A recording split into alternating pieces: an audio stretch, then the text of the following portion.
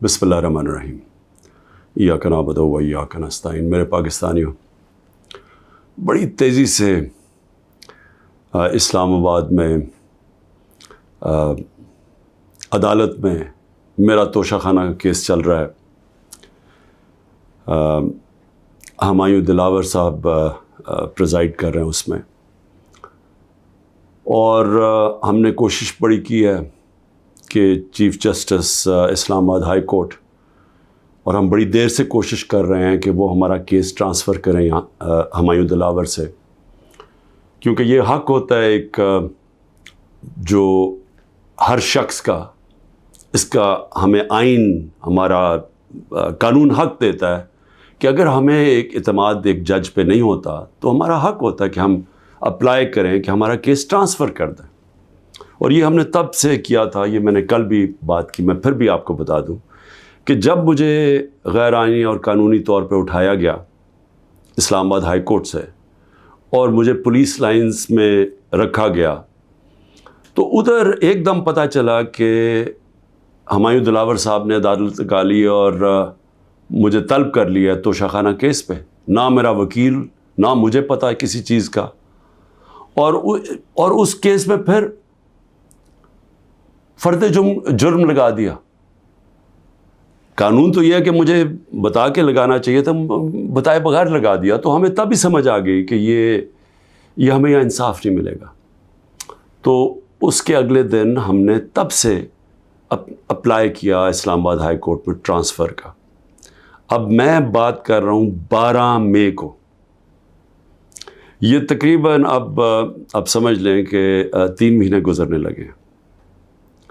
तब से अप्लाई किया हुआ है और कोशिश करते गए कि हमारा केस इस अदालत से निकाला जाए। उसके बाद बहरहाल जो मैंने आपको बताया कि केस हुआ, मैंने 35 सवाल दिए गए। मुहर्रम की 3 छुट्टियां थी, बड़ी मुश्किलों से हमने वो अकाउंटेंट को ढूंढा। असल में ये सारे सवाल टैक्स के बनते हैं। ये जो इस अदालत में सवाल हैं, ये हैं सारे टैक्स के, क्योंकि कहा जी आपने ये डिक्लेयर नहीं किया, आपने ये बेचा, ये डिक्लेयर नहीं किया। तो मैंने वो सारे 35 के 35 सवालों का जवाब दिया, और हर एक का जवाब मैं खड़े होकर अदालत में एक एक का जवाब दिया। तो वो जो एक जगह, और इन्होंने सरकारी 2 गवाह पेश किए। अब सरकारी गवाह क्या उन्होंने गवाही देनी थी, तो हमने कहा क्योंकि वो जो जवाब हैं उसके लिए मेरे अकाउंटेंट की ज़रूरत है, क्योंकि एक 40 साल से मेरे अकाउंटेंट वही फर्म है। मेरे पास जो पैसे आते हैं, जो मेरे खर्चे होते हैं, वो मैं उनको बता देता हूँ। वो फिर टैक्स फॉर्म्स भर देते हैं, वही इलेक्शन कमीशन की फॉर्म्स भरते हैं, वही वेल्थ टैक्स जो होता है वो भरते हैं। तो उनके पास सारा रिकॉर्ड होता है। तो अब मैं तो नहीं जवाब दे सकता कई चीज़ों के। तो मैंने गवाह के अंदर अपने अकाउंटेंट को कहा कि वो बैठे, और वो जो ख़ास तौर पे एक जगह पे बात फंसी हुई है कि जी पैसे तो आप शो कर रहे हैं, लेकिन पैसे के ऊपर आपने ये नहीं लिखा कि तोशाखाना का पैसा था। अमाउंट पूरा है लेकिन तोशाखाना नहीं, वो नहीं लिखा। तो ये अकाउंटेंट ने बताना था कि वो फॉर्म उसने जैसी भी भरी, क्योंकि फॉर्म तो वो भरता है। बहरहाल 1 घंटे का टाइम दिया गया और कहा कि 1 घंटे में अब ये नहीं पहुंचेगा तो चलो। अब अकाउंटेंट 1 घंटे में कैसे पहुंच सकता है? ये कोई मिलिट्री ट्रायल तो नहीं हो रहा।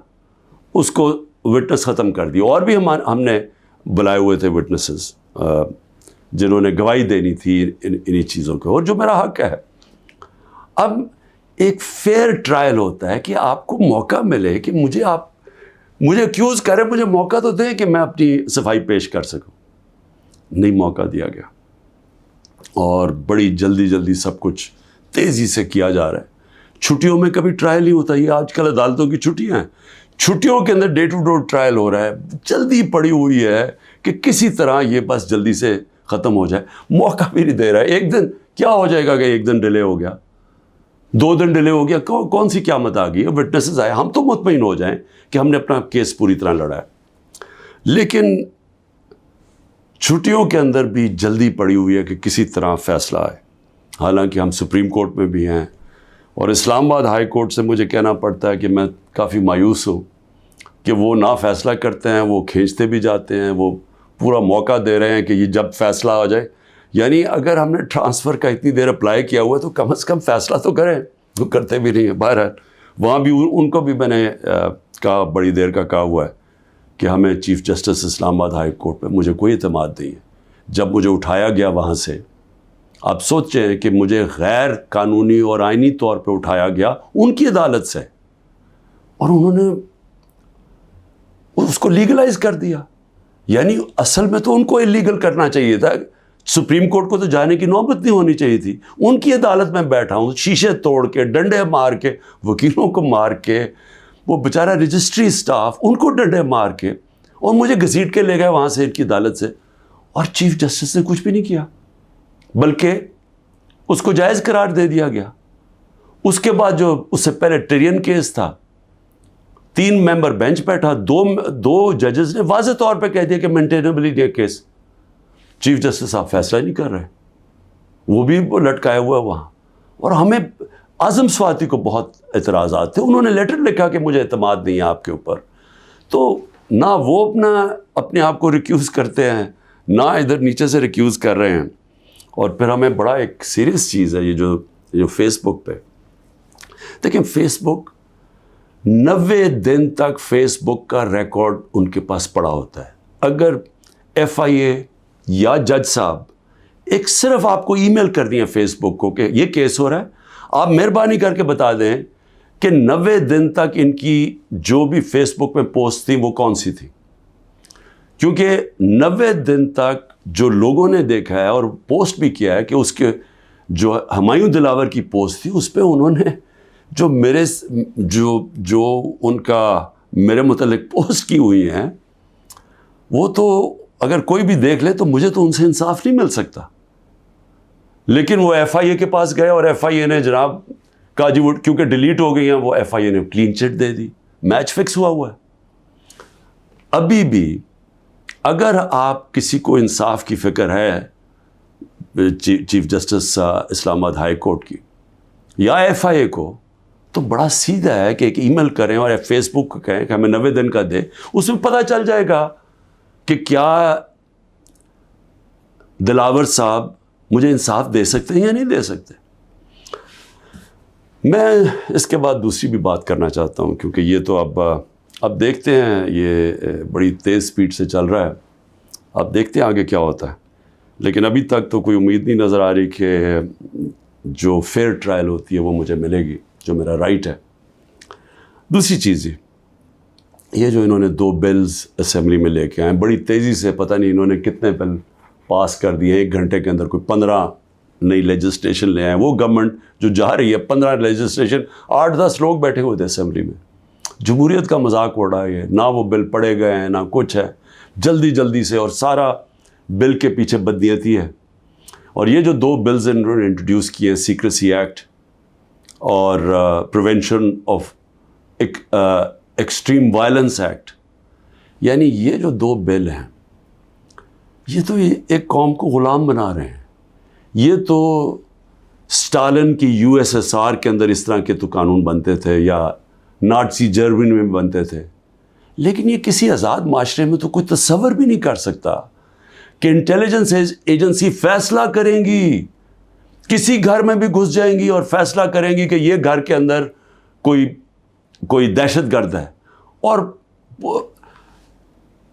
وارنٹ ایک جو ہوتا ہے گھر میں گھسنے سے پہلے آپ کو سرچ وارنٹ لینا پڑتا ہے, اس کے بغیر آپ گھس جائیں گے گھروں میں, کسی کے گھر میں بھی گھس جائیں گے اور کچھ بھی کریں گے, اور کسی کو ان کو روکنا نہیں چاہیے. تو یہ تو ایک ملک میں بالکل ہی غلاموں کو کنٹرول کرنے کے لیے ہو رہا ہے. پھر سیکریسی ہے, ایک اور ایکٹ لے آئے ہیں کہ آپ کسی بھی اگر کوئی انٹیلیجنس ایجنسیز کا کوئی آدمی ہے, اس کا آپ نام بھی نہیں لے سکتے. اگر آپ نے نام لے لیا تو وہ آپ کوئی اسٹیٹ سے غداری کر دیں گے, سیڈیشن ہے وہ. تو یہ تو اس طرف جا رہا ہے کہ جنرل مشرف کے مارشل لاء میں بھی اس طرح کی حالات نہیں تھے. یہ تو بالکل ایک وہ معاشرہ, اور مجھے لگ رہا ہے کہ تیاری کر رہے ہیں کہ انہوں نے تو الیکشن کا کوئی نیت ہی نہیں نظر آ رہی. تو اگر الیکشن نہیں کروانے ہیں تو اس کے بعد تو پھر لوگوں کو کنٹرول ہی کرنا پڑے گا, تو انہیں حربوں سے کنٹرول کرنا پڑے گا. اور مجھے جو خوف آ رہا ہے، میں آخر میں صرف یہ بات کرنا چاہتا ہوں کہ اس وقت جو پختونخوا ہے اس کی ہمیں فکر کرنی چاہیے، کیونکہ ان کی کوئی اپنی الیکٹڈ گورنمنٹ نہیں ہے اس وقت. ان لوگوں کو اوپر مسلط کر دیا ہے جن کی کوئی قانونی حیثیت نہیں ہے، اور وہ جو وہاں کر رہے ہیں، جس طرح کی کرپشن ہو رہی ہے اور جس طرح کا وہاں وہ صوبہ آہستہ آہستہ وہاں دہشت گردی بڑھتی جا رہی ہے، لا قانونیت بڑھتی جا رہی ہے، تو وہ تو لوگوں کو پہلی نوجوان وہاں سارے قبائلی علاقے کا جو جس طرح کی تباہی مچی تھی، جس طرح کی قتل و غارت ہوئی ہے قبائلی علاقے میں، ڈرون اٹیک سے، ملٹری آپریشنز، اوپر سے طالبان ایک طرف، وہ دوسری طرف فوج، تو وہ جو لوگوں سے ہوا، جس طرح کی تباہی مچی وہاں، تو وہ تو اسی سے ابھی نکل رہے ہیں. تو اگر یہ اسی طرف چلا گیا پھر سے، تو مجھے تو سمجھ نہیں آ رہی کہ کیا جو اس وقت فیصلے کر رہے ہیں اس ملک کے، کیا ان کو اندازہ ہے کہ نیچے گراؤنڈ کے اوپر کس طرح کا غصہ اٹھ رہا ہے؟ کیا اندازہ ہے کہ جب وہ پولیس لائنز کے اندر جب 100 پولیس والے شہید ہوئے تھے، پتہ ہے نیچے سے کیا آوازیں آ رہی تھیں؟ اور اب جو بجوڑ میں ہوا اس کے اوپر سارے پختونخوا کے اندر کس طرح کا غصہ گیا ہے؟ کیا کسی کو اندازہ ہے کہ یہ کس طرف جا سکتا ہے؟ اور میں اس لیے کہہ رہا ہوں کہ بہت ضروری ہے، ایک ہی طریقہ ہے کہ یہ جو نیچے گراؤنڈ کے اوپر غصہ ہے یہ تب نکلتا ہے جب الیکشنز کرواتے ہیں. الیکشنز میں لوگوں کا غصہ نکل جاتا ہے، اور پھر ایک جب منتخب گورنمنٹ آتی ہے لوگ امید لگا لیتے ہیں، اور ہوتا کیا ہے کہ وہ جو سارا ٹیمپریچر ہے وہ نیچے آ جاتا ہے، سٹیبلٹی آ جاتی ہے، استحکام آ جاتا ہے ملک میں.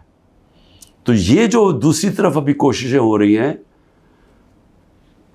جو لوگ اس ملک میں جن کا جینا مرنا ہے ان کو خوف آنا شروع ہو گیا. جو 12 لاکھ یہاں سے پروفیشنلز چھوڑ کے گئے ہیں اور جا رہے ہیں، آج ہمیں سمجھ آنا چاہیے کہ ان کی امید ختم ہو گئی ہے.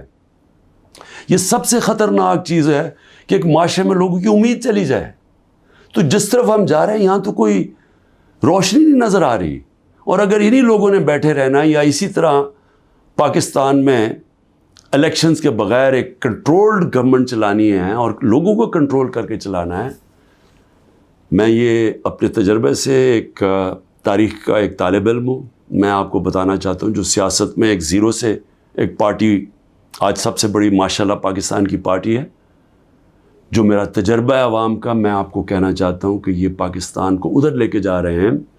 جو لوگ سمجھ رہے ہیں کہ وہ ڈنڈے کے زور سے اس ملک کو کنٹرول کر لیں گے، وہ سمجھتے نہیں ہیں، عوام کی سوچ نہیں سمجھتے، نہ وہ تاریخ جانتے ہیں، نہ وہ پولیٹکس سمجھتے ہیں، اور وہ پاکستان کے لیے بہت بڑا خطرناک اندھیرے کی طرف ہم لے کے جا رہے ہیں.